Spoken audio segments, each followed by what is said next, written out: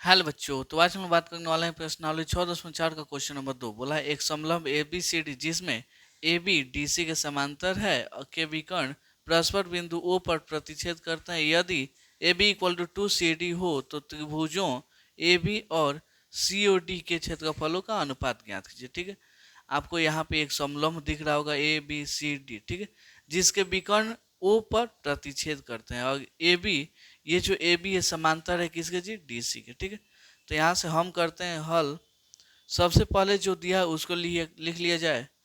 तो यहाँ पे लिखते हैं दिया है, क्या दिया है जी, ध्यान से देखिएगा तो आपको दिखाई देगा कि एक समलंब है। क्या है जी, एक समलंब।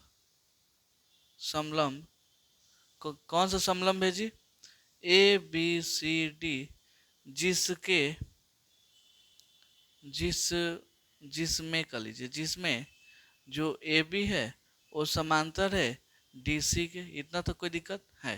ठीक है, उसके बाद लिखिएगा जिसके जिसके विकर्ण जिसके विकर्ण परस्पर परस्पर ओ पर प्रतिच्छेद करते हैं, प्रतिच्छेद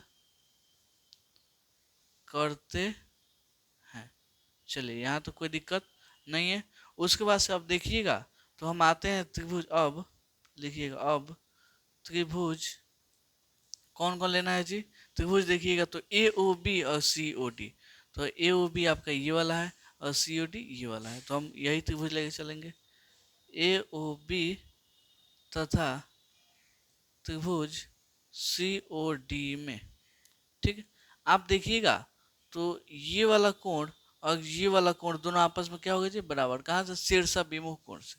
तो यहाँ आप लिख दीजिएगा angle angle A O B, A O B, इसका नाम हो जाएगा डी ओ सी बोलिए चाहे सी ओ डी बोलिए। ठीक है, डी ओ सी कहाँ से, लिख दीजिएगा शीर्षा भिमुख कोण से, शीर्षा भिमुख कोण से। चलिए, यहाँ तक हो गया।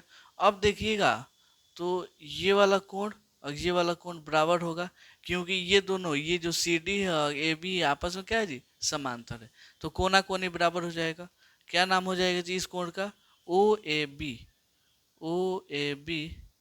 इस कोण का क्या नाम हो जाएगा, ओ सी डी, कोण ओ सी डी। कहाँ से, एकांतर कोण से। कहाँ से होगा जी, एकांतर कोण से।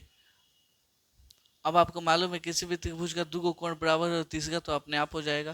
तो यहाँ पे लिख देंगे इसलिए त्रिभुज ए ओ बी वो क्या होगा जी, समरूप होगा त्रिभुज सी ओ डी के।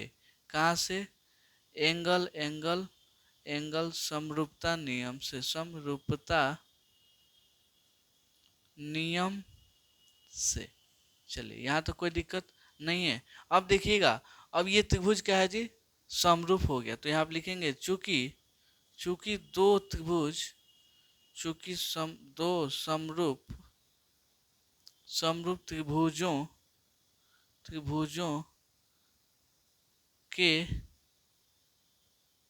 क्षेत्रफलों के अनुपात, क्या जी, क्षेत्रफलों के अनुपात उसके उसके संगत भुजा, क्या जी, संगत भुजाओं भुजाओं के अनुपात अनुपात के वर्ग के बराबर होता है, बराबर होता है। ठीक है, कोई दिक्कत नहीं।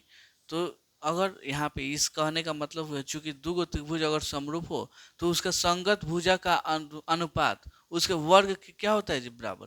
तो यहाँ पे लिखेंगे एरिया ऑफ त्रिभुज ए ओ बी, यहाँ पे हो जाएगा एरिया ऑफ त्रिभुज सी ओ डी। ये क्या होगा जी, भुजा के बराबर होगा। तो कौन कौन भुजा ले लेते हैं, ए बी शुरू वाला लास्ट वाला लेते हैं, तो ए बी बटा में हो जाएगा सी डी। ठीक है, तो यहाँ पे इसका क्या होता है जी, वर्ग होता है। तो एरिया ऑफ त्रिभुज ए ओ बी, यहाँ पे हो जाएगा एरिया ऑफ त्रिभुज सी ओ डी, यहाँ पे हो जाएगा ए बी। ए बी का whole square A B square हो जाएगा। यहाँ पे देखिएगा सी डी की जगह पे हम कितना लिख सकते हैं जी, सी डी के जगह पे, यहाँ पे सॉरी इसको ए बी मत कीजिए, यहाँ पे सी डी कर लीजिए, 2 CD। क्यों?